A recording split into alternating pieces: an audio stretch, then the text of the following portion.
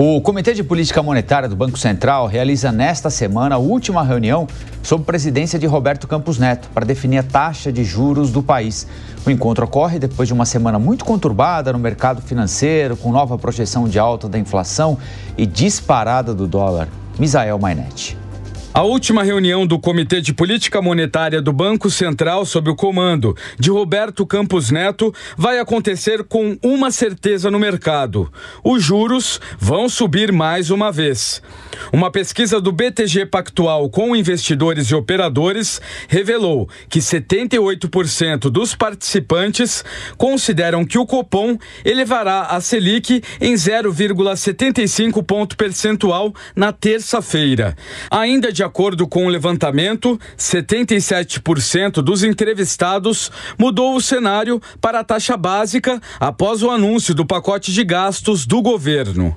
O economista Igor Sabino avalia, no entanto, que a tendência maior ainda é de uma alta de 0,5 ponto, o que leva a taxa Selic a 11,75% ao ano. Esse aumento é previsto pela necessidade de controle da inflação, né? O Banco Central já declarou que está disposto a adotar uma postura mais contracionista e a expectativa de chegar aí até os 12 pontos, né, seria em janeiro.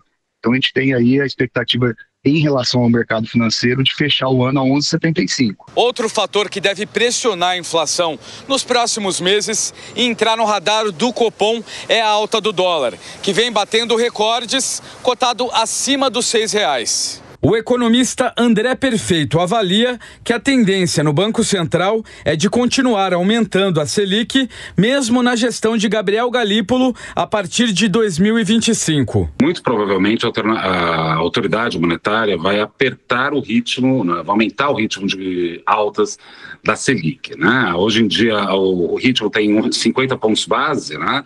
Mas deve aumentar para 100 pontos base. Isso daí se deve por dois motivos, né? De um lado, esse desconforto a respeito da dinâmica fiscal fez que o dólar subisse muito fortemente. E isso daí acaba retroalimentando, piorando as expectativas do próprio mercado. Então, o que se entende, ou pelo menos o que se percebe agora, é que o ajuste tem que ser mais agudo no curto prazo, para ele ser o mais curto possível. A percepção é que o Banco Central, mesmo na presidência do Gabriel Galípolo, vai jogar com um manual debaixo do braço, ou seja, se as expectativas estiverem desancoradas, eles vão continuar subindo os juros ou mantendo os juros no patamar elevado pelo tempo que achar que for necessário. O economista Pedro Paulo Silveira sinaliza que a tendência de desvalorização do real deve permanecer. Se a economia americana continuar apresentando esse descasamento entre o crescimento dela e o crescimento dos outros países avançados, ela vai drenar muitos recursos para lá. Isso vai fortalecer o dólar, e quando o dólar se fortalece, as nossas moedas, os países emergentes têm a moeda mais enfraquecida. André Perfeito alerta, no entanto, que a manutenção de juros elevados de forma prolongada pode ter efeito negativo na economia. Dependendo da dosagem do remédio, ele pode criar um dinamismo pior a respeito até da percepção fiscal do próprio mercado.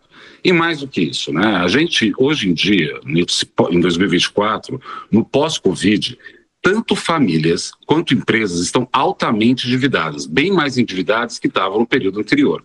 Então, um processo de alta de juros pode comprometer mais ainda a atividade. Para a maioria dos entrevistados pelo BTG, o aumento dos juros virá numa decisão unânime.